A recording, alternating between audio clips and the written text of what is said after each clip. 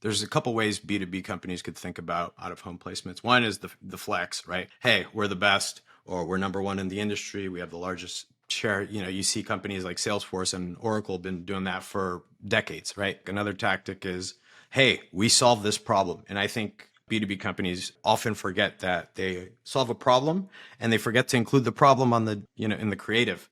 But ultimately, you got to keep it simple. And I think communicating what pain point you solve, if you don't have that mass market awareness, is probably the good way to start thinking about it. I'll start this episode with a confession. I'm a huge billboard nerd. Back at Lattice, I ran multiple out-of-home campaigns across the country to build awareness. Billboards make startups feel bigger than they actually are. It might be silly, but many consumers think if they can buy a billboard, I'll consider trusting their product. Honestly, I can't wait until we start buying billboards for Doc. For today's episode, I'm really excited to welcome Chris Gadek from AdQuick for a crash course on running out-of-home ads. Welcome to Grow and Tell, the show where revenue leaders tell the growth stories behind today's successful companies. I'm your host, Alex Krakov. Grow and tell, grow and tell.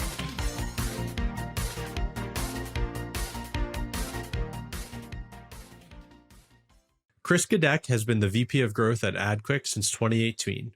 AdQuick is a Series A startup that has created a digital marketplace where they connect advertisers to thousands of out-of-home ad space owners. They've also made it possible to measure the impact of out-of-home ads.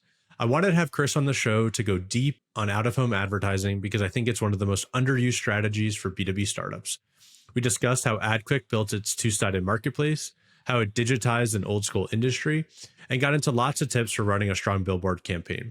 If out-of-home campaigns are completely new to you, I'm positive you'll be a convert by the end of the episode. And one quick ask before you get to the show. If you enjoy the conversation, please do us a favor and hit subscribe on YouTube or your podcast platform. It really helps us out. Thank you so much, and I hope you enjoy the episode. So I love billboards, and I found them to be super impactful in growing Lattice. So I'm super excited to chat with you today, Chris, about all things billboards. And I'd love to start today's call with kind of talking about the origins of AdQuick. Can you talk a little bit about like how you ended up working at AdQuick? Yeah, I guess before thanks for having me, first and foremost. I love what you're doing here with the pod. I think there's a need for this podcast, actually. Not a lot of B2B thought leaders coming out and sharing their wisdom. So kudos to you on this, Alex. It's killer. But yeah, so I guess to get started, AdQuick is an out-of-home advertising marketplace. We make it easy to purchase, plan, and measure the medium. And we plug into a lot of analytic solutions and omni-channel solutions so you can then understand the impact of out-of-home. But I guess the story of AdQuick is very closely linked to the story of Instacart, the grocery delivery business. And so our founding team came out of Instacart. Our CEO was in charge of launching new markets. At the time, having somebody go do your grocery shopping for you was somewhat of a crazy idea. I'm sure you remember that. But very much like Uber. And so one of the things that they had learned on the expansion team, of which my CEO was a part of, and I think he was like number 15 at Instacart, so very early days. One of the things that they learned is, they had the chicken and the egg problem. They had a couple sides of their marketplace that they had to kind of get up and running. And in all their experiments across digital channels, TV, and various other formats, they found that out-of-home worked really well. And for Instacart at that time, they had to acquire the supply side partners. So basically the stores that the shoppers would basically be operating in. And then they had to find new customers, people willing to participate in this experiment. And so they found that it worked. And in launching, I think like 20, 25 markets, our CEO, Matt, had the realization that, hey, there's a need for the ability to buy this stuff easily on the internet, and in the long term, it should be measurable, and we should understand its impact. And so that was the nexus of the creation of AdQuick. In 2017, we had gotten like our first initial customers, notably like Peloton and Squarespace. That was enough to garner the interest of initialized capital. We raised our seed from Gary Tan and Alexis Ohanian. So Gary's now president of Y Combinator. Alexis Ohanian is one of the loveliest men in the world, and also founder of Reddit. But yeah, so they raised money. They started thinking about how we're going to get new customers, and that required somebody with my skill set. So at the time, AdQuick was working on getting advertising inventory on Lime scooters. So, everybody's favorite transportation mode, favorite transportation mode from, the late 2010s. We had just hired a head of sales, and, there was, a demand generation, lead generation issue that most startups encounter. And so the GM at Lime just happened to work with somebody that I was close with, and they put us in touch like, hey, this guy has these chops, went to Reforge, checks all the boxes, worked in marketplaces, worked in SaaS, worked in enterprise B2B. And then Fahim, the technical co-founder, flew up to San Francisco because they left San Francisco and started the company in Venice Beach.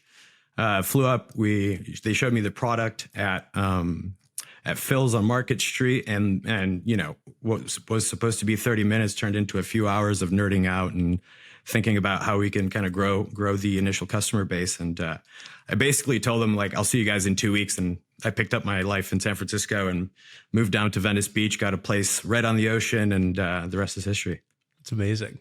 And so what was the company like when you joined? Like, how many people were there? And so there was a working product, but do you remember like what your first couple of weeks or months looked like? Like, did you just throw up a bunch of billboards to try and grow this thing? Or did you have other tactics? How did you kind of approach that growth challenge in the early days? Sure. So early days, it was very engineering heavy. So I think I was employee 10.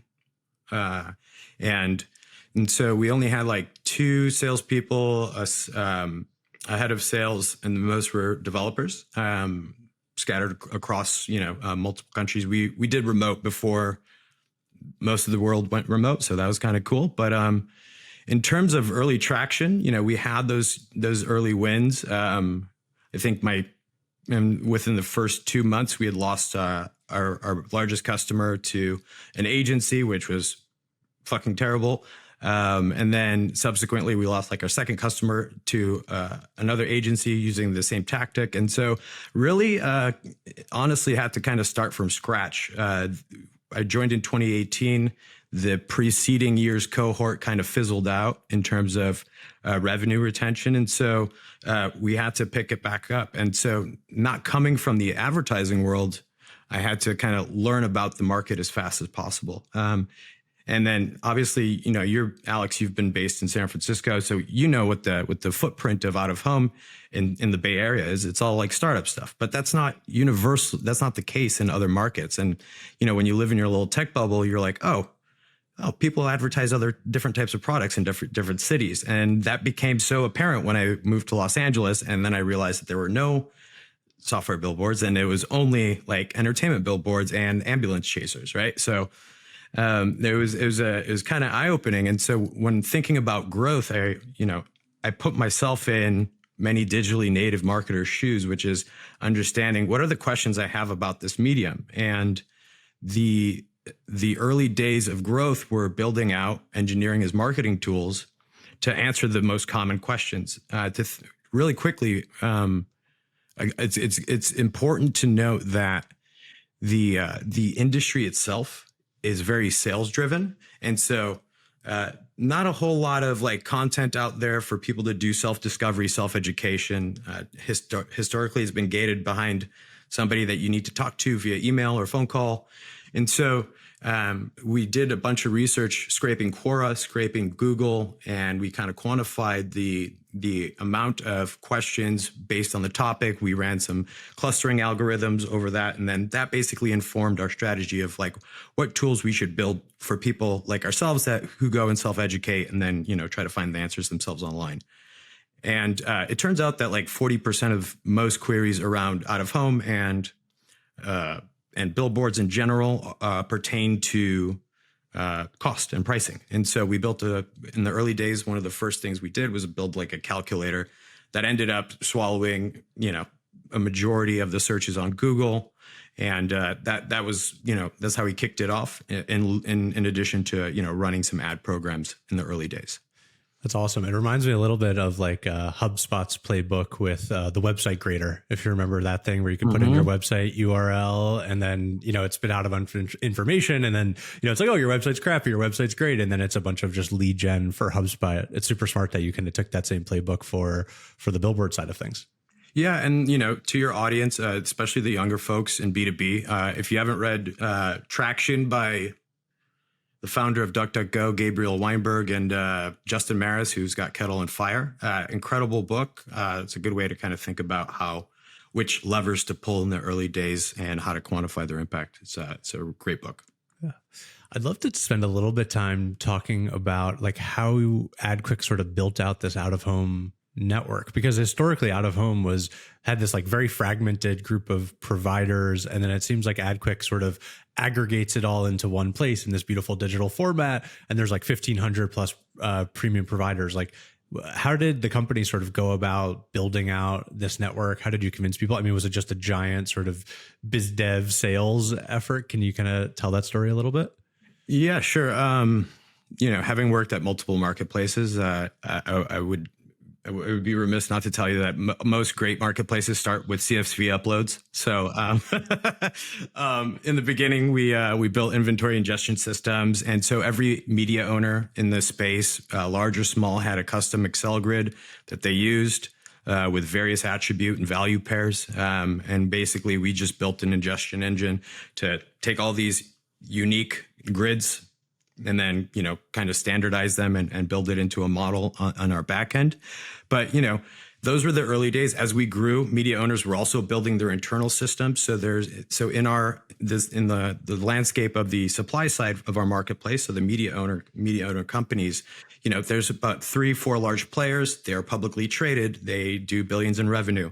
There's a smaller cohort. So that group does like about 40% of most of the inventory in the space. And then there's like this middle tier, this mid-market tier where, maybe they have like 100 to 200 or to 1,000 units in multiple markets. They typically just run a good sales process. And then there's your mom and pops who have just a couple of pieces of inventory. So it was important for us to delineate and understand the differences in those supply side participants. And so we started with working with the people with the most inventory. And so, they built out the capabilities internally to give us, at first we started with lat long, lat longitude, and then the name and the owner. Eventually that grew into having impression data, having availability, having pricing data. And a lot of these developments over time helped us streamline the data exchange, because one of the biggest pain points, if you ask advertiser or agency, the biggest challenge or the biggest pain point is the constant back and forth of like, hey, is this available? Hey, are you looking at this billboard in this spreadsheet or in this PowerPoint deck? And it was very disheveled and disorganized and fragmented. And so we just made it really easy to put it in one place. We also noticed that, so that was one subset. And then there's like the mid tier of the market, which they don't really have in-house software capabilities. And so from previous marketplaces, we had learned that it's just best to build out tools for the supply side to use. We built those tools out so we can get easy access into their pricing and availability. We saw that as a competitive advantage because at the time, and I think this is still pretty much true, but like most agencies, if they're doing things, the old fashioned way, they're spending, 2-3 months on a billboard campaign in a couple cities. And so we built the, the inventory management piece, the request for proposal piece, the sales tools for the supply side of our marketplace. And we gave that away for free. And then that was a great way of getting early traction. And then the remainder of the long tail, we pretty much just scraped, actually. So the funny thing is, since billboards are a real estate asset, they have to be registered with the Department of Transportation. So one hacky thing that we did in the early days was scrape all these permits. And but I think to kind of summarize where this was all headed is, you can buy digital inventory for your marketing investments in a split second. And very much like Expedia did for the airline industry, what we wanted to get, the place that we wanted to get to was, hey, this is available. I know how much it costs, and I know that my audience is a great fit for where this placement is. And so, I made it sound super clean, but it was super messy. I think we had a biz dev team headed up by Katie Burwell, is a credible woman who has deep expertise and knowledge of the out of home landscape. So she had been at previous media owners, and so she led those initiatives. And one by one, doing the things that don't scale, bringing the people online, teaching them the value of the product, and ultimately, that's how we built it up. Now we look for bigger acquisition chunks. We're now in 90 countries. So we'll typically try to plug into other networks. And so we can have like the most broadest reaching set of inventory in the globe. It's a super interesting story. And it really is a great job of kind of articulating how you actually stand up a marketplace. I love it's like, all right, it is a CSV upload, because it's like you kind of got to get on the radar of all these different, the mom and pop providers. But then I assume the big players, the Clear Channels, Outfronts, those types of folks. And I assume the pitch to them is, hey, we're going to drive you leads and business, right? And so we're kind of this interface, and then we're going to send you a bunch of business. And I assume that's kind of like why they're willing to partner with AdQuick. Yeah. And they've been incredible partners to date. The big three, we now have direct APIs. So our systems talk to one another. That was something that we had dreamed of in the early days.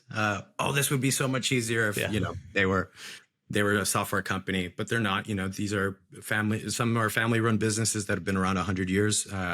Some are spinoffs from large conglomerates, also that are very old. But they've been working with us, and it's been a great. We've been very happy with the progress that we've made in that department. Yeah, it's funny as you're telling the story of like how you digitized all this, because I remember when I bought Billboards at Lattice, I had like I was like a beautiful mind. I had my series of spreadsheets and my PDFs to figure out the placement. And then I'm like going on Google Maps and Street View to be like, where is this location? And then I even remember me and the two co-founders of Lattice, like driving down the 101 with a laptop and me being like, slow down. That's the billboard we're going to get. Slow down, so we could actually go and see the actual placements of where we wanted to buy. And it was fun, but it was like quite the process. So it's really cool how AdQuick kind of like makes that all digital, and it's just like, at your fingertips, as opposed to kind of doing all of that work that I had to do back in the day. Yeah. And we sat down with those users very closely, both on the advertiser side and the agency side, to understand their process, what was important to them. And we just took those activities and built them into features. So one of at first, AdQuick was literally a map with inventory, some pictures on it, and hooked up to a contracting system. And then we started adding in like planning features that made that process a lot faster. So our name is AdQuick. That was the initial value proposition. So, something that takes you a couple months, you can now execute within the span of a week and a half. But we layered on the ability to do like demographic targeting, zip code based targeting, points of interest. So, hey, find me every billboard near a Starbucks.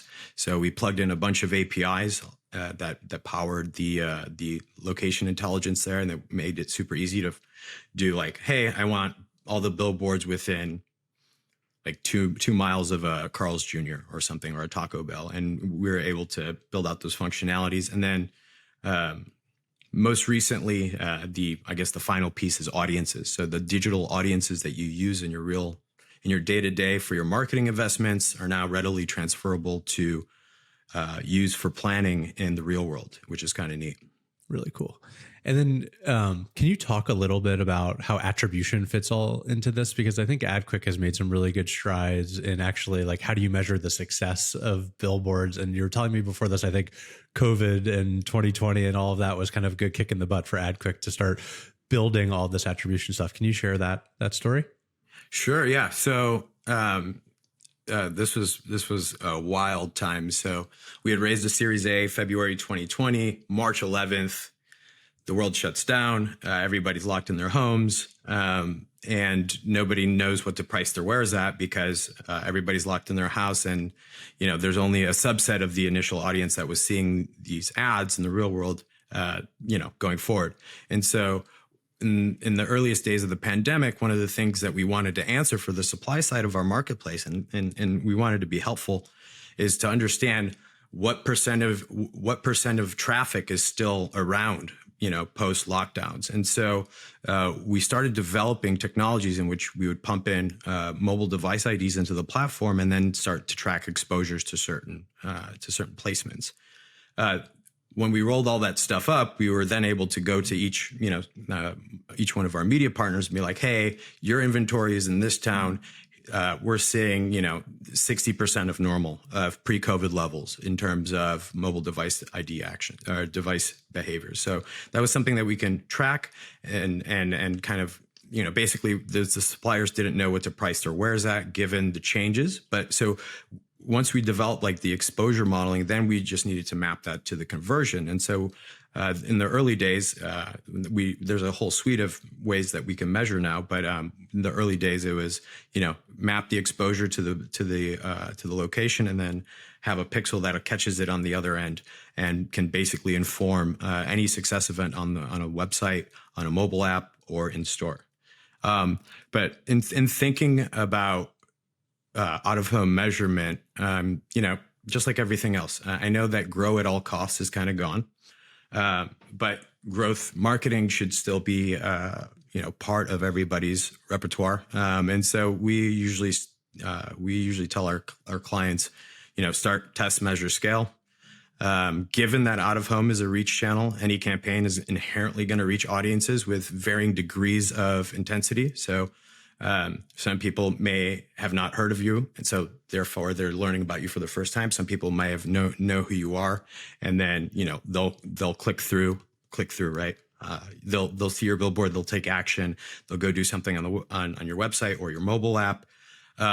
But for us, it was super important to build a full suite of tools to basically understand how this impacts the entire funnel. And so we do that through a variety of ways, brand lift surveys. We do organic search lift. In the early days, we started off by quantifying out-of-home's impact on your digital channels. So if you are running a treatment in a market and you're also doing paid digital programs, those will perform a lot better in a market in which you are not running out of home.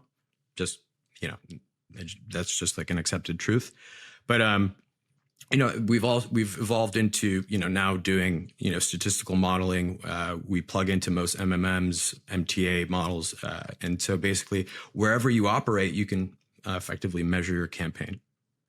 Yeah, I think there's so many just benefits to billboards, and so many things you said there resonate with me. When we did it at Lattice, we didn't use any of the fancy attribution stuff that you're describing, but what we did, the one thing we did was like just track the lift to our website and our brand traffic, right? And we could tell, okay, something's definitely happening here and then we would place it in different markets and be like, okay, why is web traffic going up in Seattle or New York or whatever? And it's like, oh, because we put the billboards there, obviously, right? And we were able to track that. And so we did a bad job of connecting it to like the lead and the account, but then you would have it kind of overall and get a sense. And the way I always thought about it was it just makes all of our marketing better. The outbound emails we're sending, the direct mail we're sending, the digital ads we're sending. And there was such like a qualitative benefit that you could just feel. Like people would get on a call and be like, I saw your billboard, or like the employees got all excited. And there was just this energy that you could feel anytime we did a billboard campaign where it just like felt like it was working. And I know that's like terrible to say in this world of marketers who are, obsessed with attribution, but it was like,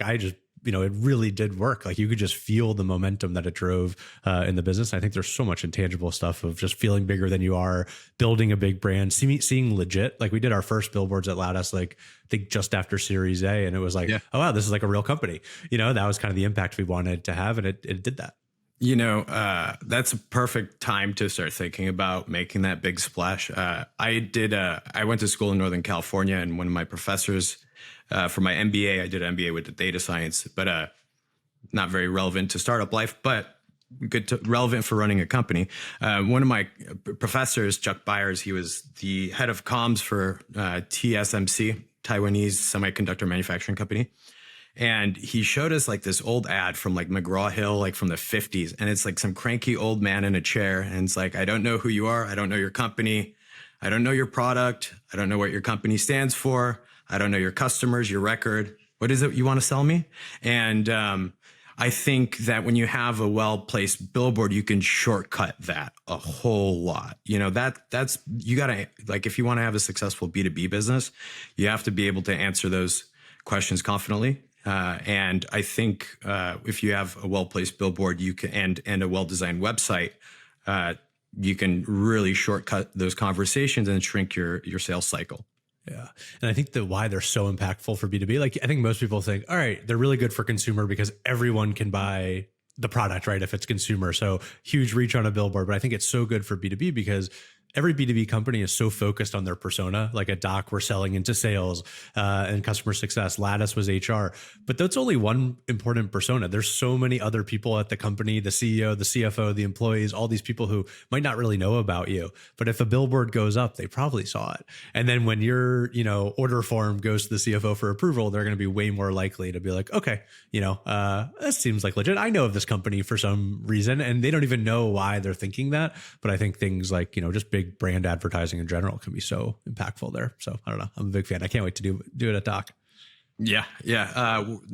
We're now starting to see, the last batch of like Series A companies start thinking about, splashes in the market in May and June. So a lot new billboard campaigns coming to the Bay Area soon. Yeah. And so, okay. So Series A is like a good time to start thinking about it. Is there like a minimum spend or size of budget you recommend? And maybe it's like, if if my marketing budget is $1 million, should I start thinking about doing a billboard? Or I don't know, is there any rules of thumb for marketers out there? How do you think about it? Yeah. So it's important to note that out of home is at first a real estate asset. So real estate varies from market to market in terms of its pricing, in terms of its reach, so on and so forth. And so the nice thing about having all the data about all the inventory in a given market is what we could quantify the amount of available impressions in the market. And so the way we think about how much should we spend in a market is actually a percentage of share of voice achieved over a 4-week period. Most billboard campaigns are run in 4-week increments. And so we typically have recommendations for here's an entry level 10% share of voice. So basically, you're getting 10% of the available impressions over in that market for a given period of time. There's a saturation, which is 25%, and then domination, which is you're getting 50% of all the impressions in a market. And just to give you a sense, I have this cheat sheet pulled up right here to make it super easy, so I'm not bullshitting you. But obviously, New York is going to have the largest entry point. So if you don't have a $500,000 to spend in New York and you want to do a broad reaching campaign, I probably advise spending that elsewhere, because like you can enter a market like Philly for $150K, or you could take over.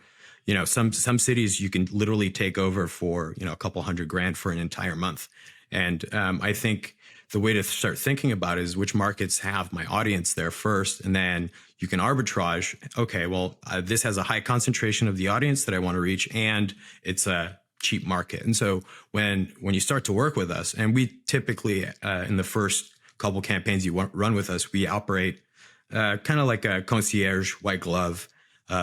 We know that a lot of folks have bought either billboards the old-fashioned way, or they haven't bought them at all. And so we take this into account. We kind of handhold when you're coming into the market. So, but basically, what we tell our customers is like, you should know who you're trying to reach.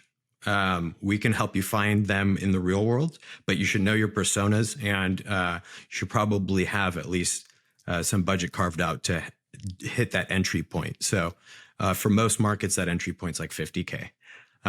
There are options, lower price options for like pop-ups and experiential type marketing programs that could be had for less than $10K if you're very early days. But usually we recommend if you're doing stuff like that, we probably recommend that you just do it for like a conference or something smaller like that, instead of trying to run a market level campaign. Yeah, no, it makes a ton of sense. So start with the city where you think your personas are living, and then kind of go from there. And then obviously New York is going to be very expensive versus something like Seattle or Austin might be a little bit cheaper. So it makes a ton of sense. Like, how do you think? So there's two sides. When I've done billboards, there's like two parts of my brain going. There's the placements, right? Like, okay, I've selected my city, but where am I going to put these billboards, right? Is it going to be an actual billboard? Is it going to be a bus shelter, an airport, transit, right? There's all those things. And then there's like the creative side. Like, where do you recommend people start? Or is it just all kind of got to happen together and you're figuring it out together? Or how do you think about that? So when we're speaking with customer or prospects, we usually tell them that your audience dictates your placements and your placements dictate your creative. So what do I mean by that? So your audience is dictating your placement. So let's say your audience is HR, an HR professional. They over-index in Austin, right? And maybe there's certain types of inventory types that are very close to where that subset hangs out or lives. You might have that audience not exist in other markets or be less representative. So first we select where we decide where the audience is, and then we understand what is the makeup of the placements around there. And then there are rules of thumb for different formats. So obviously out of home is more than just billboards. It could be train ads at bus stops, ads on buses, ads in taxis, ads wrapped cars, you name it. It could be planes in the sky. It could be a whole lot of things. But ultimately, how a user interacts with that ad, let's call them users for this purpose. They're people out in the real world. How they interact with an ad will be contingent upon where they are relative to the placement. So like, for example, an example of a placement dictating creative would be like, you wouldn't put, a couple sentences on a highway billboard when people are speeding by it, like at 65 miles an hour. If you find that your audience is exposed to that placement and that placement happens to be a 14 by 48 billboard, your creative is going to be, it's going to be important that you're very succinct with your creative. So probably like 4 or 5 words max. You're going to want to have a lot of high contrasting colors, right? So you want the message to pop. And ultimately, you don't want to confuse, you want one message or one takeaway. And so that changes when, let's say somebody waiting on a bus at a bus shelter will have more time on their hands. And so you've seen like brands like Oatly, right? Paragraphs, and like, the nice thing about out of home is it becomes your canvas once you start thinking about where the person is in throughout their day, what they can engage with, so on and so forth. But those are probably like, some good rules of thumb for thinking about how creative should kind of be closely intertwined with with what placements you've selected. Like when you come up with the creative and the messaging for these billboards, like how cute and quirky do you need to get? Like Oatly's a good example, like very different and out there sort of campaign and like weird messaging to like stand out, right? But then I feel like there's other brands like Intercom, I think has a billboard now in SF where it's just like, we're the best customer success platform. We're doing awesome in AI. It's like literally just saying what they are. Like, how do you think about that balance between being sort of quirky and just being on point with your messaging and just saying, here's who we are? And I don't know. Yeah. How do you think about that? I think about it the same way as like a sales pitch. You don't want to be rambling too much on the ad.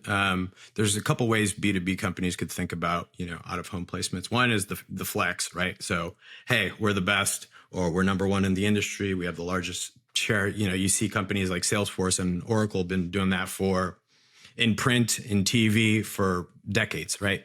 That's one tactic. Another tactic is, hey, we solve this problem. And I think B2B companies often forget that they solve a problem and they forget to include the problem on the in the creative. So one of the most recent ads, I mean, this was a TV ad, but it was done by a B2B company. It was like, I think it was CrowdStrike. It's like, we stop cyber attacks. It's like 3 words, tells you what they do. The brand name, you can go and learn more. But ultimately, you got to keep it simple. And I think communicating what pain point you solve, if you don't have that mass market awareness, is probably a good way to start thinking about it. And do you recommend people like test creative ahead of time, like run a bunch of digital ads with the same billboards and kind of see same messaging that'll go in the billboards and see what works? Or is it like you want to keep this private and special and keep it in the billboard? Or how do you think about that? Oh, no. We definitely encourage testing your messaging. The only caveat is we got to make sure that, the audiences are the same, and the only thing that changes, so the design is the same, but the only thing that changes are the wording. And so when you run a proper experiment on digital by pumping a bunch of ads at a landing page and then seeing, which one had the higher click through, that's usually a good way to start, being like, okay, this is going to resonate more. So we do have customers that have, different personas or different value propositions for different markets or different cities. And so we'll run Carvana is one of our largest clients, and we'll run like a 200 city billboard campaign, but they'll have they have a very sophisticated, quantitative marketing team. They'll have, the messages that land with, the best people or the people in that market. And so, that's a lot of the testing basically flows into that. And let's say a marketer listening to this call and I want to go convince my exec team to go run a billboard, the CEO, CFO type of persona. Like, how should I go about convincing them that, all right, this is a good idea? Well, first and foremost, you could tell them that we can measure it now. That wasn't always the case. It was the type of thing where it's like, oh, I'm spending, all my money on advertising and I don't know which half works or whatever the saying was. But aside from it being more measurable, if you compare it against other channels, out of home has the highest recall. So most memorable. It's hard to remember the ads that you saw on Instagram and, all the ones that show up in feeds. But for some reason, people are way better at remembering that they saw an ad in real life. And then the second piece is that it has the highest percentage of users that take an action after seeing the ad. And most of the time, that's going to be a Google search. And for all the noobs, the people that are new to out of home or thinking about out of home for the first time, just let me save you the exercises or the experiments. Vanity URLs don't really work. QR codes don't really work. But you know what does work? Having a compelling message and then somebody just, and then having your brand well represented on the billboard and then going to search for that on Google. And that tends to work pretty well. The other selling point is we now have a lot of the concerns from in the early days was I'm wasting a lot of money on people that aren't going to receive my message or won't act on my message. And to that, we've built out like audiences. So basically you could find behavioral, I can't speak today, it's Friday. But behaviors exhibited in the real world online can now be used as audiences in AdQuick. So if you have an audience provider through LiveRamp, TransUnion, Experian, like wherever you get your audiences from, first party, you could upload it and be like, this is where my people hang out in the real world. And then, you can use a slider to optimize for that audience against a set of inventory, and it'll basically score them and then start removing the ones that don't fit. And so we're getting smarter about how we think of this mass reach channel, and we are making it, performance driven, and then we could prove the incrementality of it too.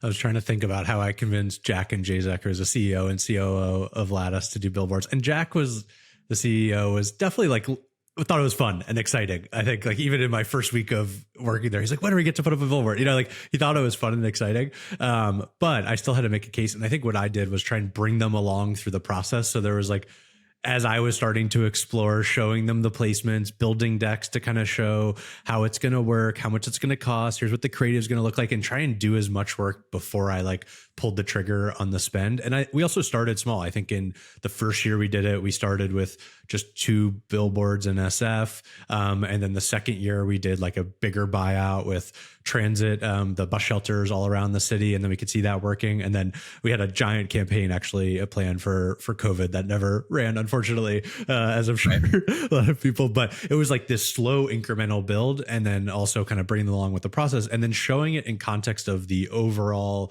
like marketing mix of stuff we were doing. It was like, hey, we're doing all these other things in marketing, and billboards accounts for 3 or 5% of our overall spend and stuff. So this is just one of the many ways we're getting people. And I would always describe it as, I always like war as an analogy. It's like billboards and brand advertising is sort of like the bombers who are going out, right, and doing cover for the people on the ground, the sales team, the digital ads, all those things. So that's kind of how I thought about it at the time. No, that's a great way to think about it. I guess another way that you can also, try to convince your C level team or your executive team of getting some budget for billboards is to pull in a heavy hitter who's had success with them. And so, like, where were you in 2015? Were you in San Francisco? Yeah. So like that in those days, it was like Uber for everything. Everybody was building a logistics startup that was doing something, delivering massages, laundry, whatever, packages. I happened to be a part of Doorman, which was a startup that did on-demand package delivery. We ended up going B2B. And then my first experience of trying to buy billboards was we had Andrew Chen, who was at the time leading supply side growth for Uber. He was advising our CEO on, solving that chicken and the egg problem because, I had been brought on to launch 2 new markets, Chicago and New York. Andrew was like, hey, these work really well.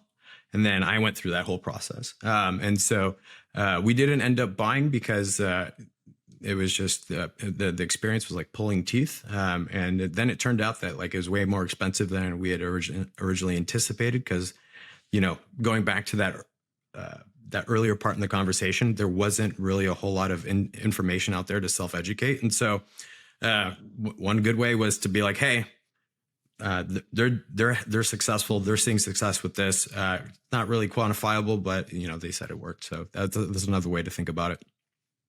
Switching gears a little bit, you've mentioned agencies a few times in this conversation, and I'm curious how agencies kind of play a role in AdQuick's own growth, right? Are you partnering with them, and do you have sort of a big effort to just work with agencies and kind of sell through them? Or are you focused more on working with companies as a mix of both? How do you sort of think about that? Because I imagine it's very different sort of ICPs that you have to eventually kind of target or at least work with.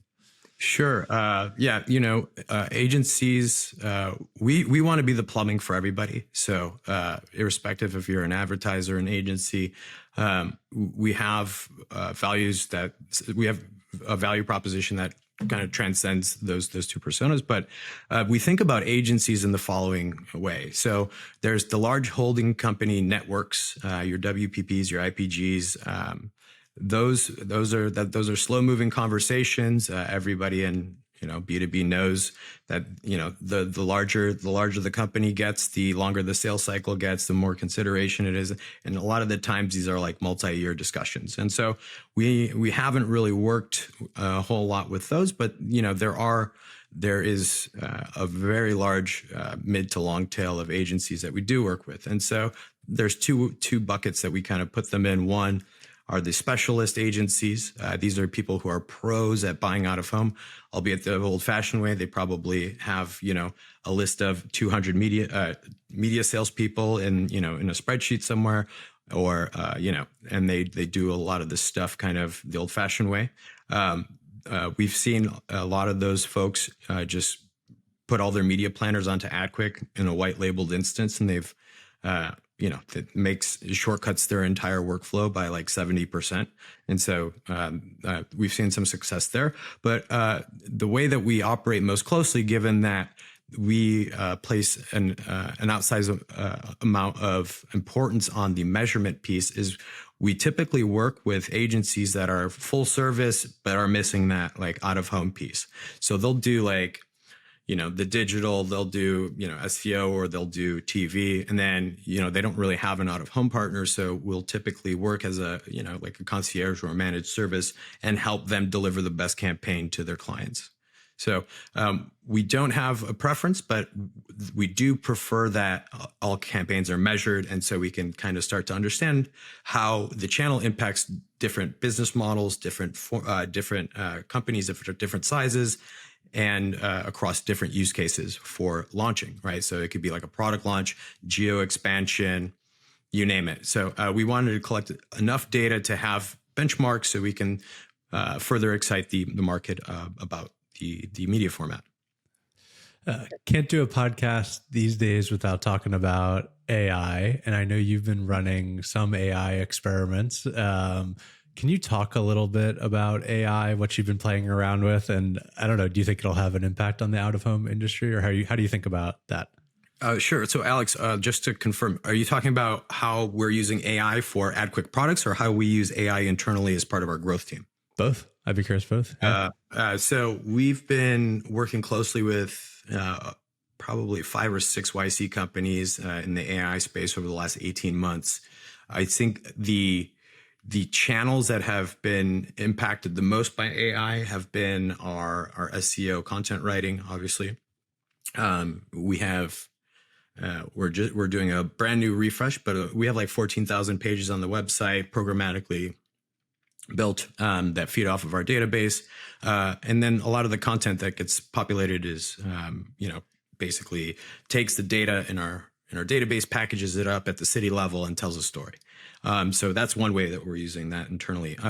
We also take firmographic job title data. And then so for our sales development efforts, we then take all the data that we have in our CRM and then we take current events and financial statements and a whole bevy of other data points. And we be like, hey, this seems like it'd be important to you, or this was important to you. And we use that for our outreach as well. So 1/10 of all of our scaled outbound is now AI generated, and we're refining those models. But in the context of product for AdQuick, I guess you could think of AI in a couple couple phases. I think we're still at the read and retrieve phase, for lack of better terms, which is like, hey, this information exists somewhere.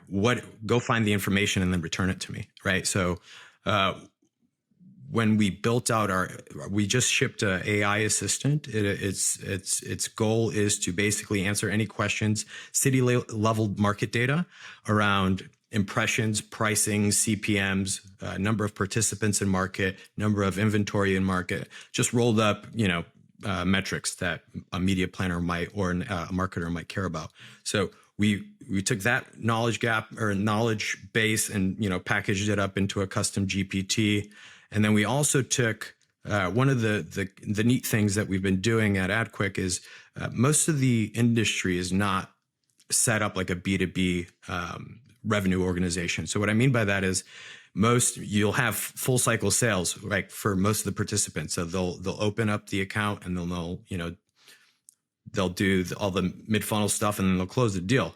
We kind of separated that out to resemble the businesses that you and I have worked at historically. And what we've done is we've then taken all of our gong calls. So we've been recording our sales calls, our strategy calls since, 2019, I think. Gong, by the way. Amazing. Yeah. The best piece of software to come out for us since Segment. No joke. And so it's been super helpful. So we took those conversations. We got the transcripts out via API. We packaged them up. We built a knowledge base, and then we stitched that together with the market level data. So now we have an AI assistant that you can now install in Slack. We'll drop the link. I've been playing with it. It's been fun. Yeah. It's been rough because OpenAI has been taking, they've been shipping a lot, so a lot of stuff's been breaking. But overall, it's been pretty positive. And so we're now getting to a point where all those answers that you used to have to crawl, or you have to call a salesperson for, or look through all these SEO optimized links on Google. Now it just spits out the answer, and we're working on refining the answers and still building in controls to make it like a more seamless experience and have it hallucinate a little less, because obviously marketers don't want to be reading paragraphs. So it's coming together nicely. But so in the retrieval stage, I think we're there, and I think the next iteration is going to be the creation of said campaigns given a set of parameters. So like, hey, find all the billboards that are this size within 2 miles of Starbucks, in these markets. And the goal will be, hey, you could write that in common text, and then it'll spit out a campaign for you. Super cool. So many fun AI experiments. I'd love to end today's conversation kind of just talking about the future of paid media, and AI is definitely a part of that. But like a lot's been changing over the past couple of years with paid media, like Apple's tracking changes, rise of privacy regulation, death of cookies this year. Like, what does the future of paid media look like in your opinion? Like, are we just going to be buying more billboards and direct mail and kind of going back to the old world? Like, what do you think? Well, short answer, yes. But individual user tracking capabilities have been limited. We've seen that across the board. And so a lot of folks are transitioning to cohort and interest-based marketing, and utilizing universal identifiers such as like an email address as opposed to an IP address, because that stuff's getting kind of phased out. And so basically the new world that we live in is going to require a lot more data rooms, a lot more data partners. And so basically we just want to, so you will have to utilize a lot of data partners, but you'll be able to get the same amount of targeting that historically you've had pre 14.5 or 14.5 iOS change. So it's still pretty promising. I think we're reaching parity between direct response marketing online and, with what we're building. So, which is pretty cool. So, Andrew Chen, if you read his book, The Cold Start, the law of shitty click-throughs, marketing channels get less competitive and less useful over time. The funny thing is, out of home has never been connected enough to really use it as a proper national channel. And so for the first time, it's going to be a race to see who can start, using this as a national format across the board. And I think they'll be able to, basically, we're starting to see growth teams use out of home as one of their performance channels. And a lot of the iOS privacy changes don't impact that at all. Super interesting. Thank you so much for the time today, Chris. If people want to find you, if people want to go buy billboards, where's the best place to go? Adquick.com, ADQUICK. And then you could find me on Twitter. I'm Dapper Marketer. Awesome. Thank you so much. Thank you, Alex. That's a wrap on another episode of Grow and Tell. If you enjoyed the show, subscribe to us on YouTube or your favorite podcast platform, or find every episode at growandtellshow.com. I'm your host, Alex Krakoff. Thank you for listening.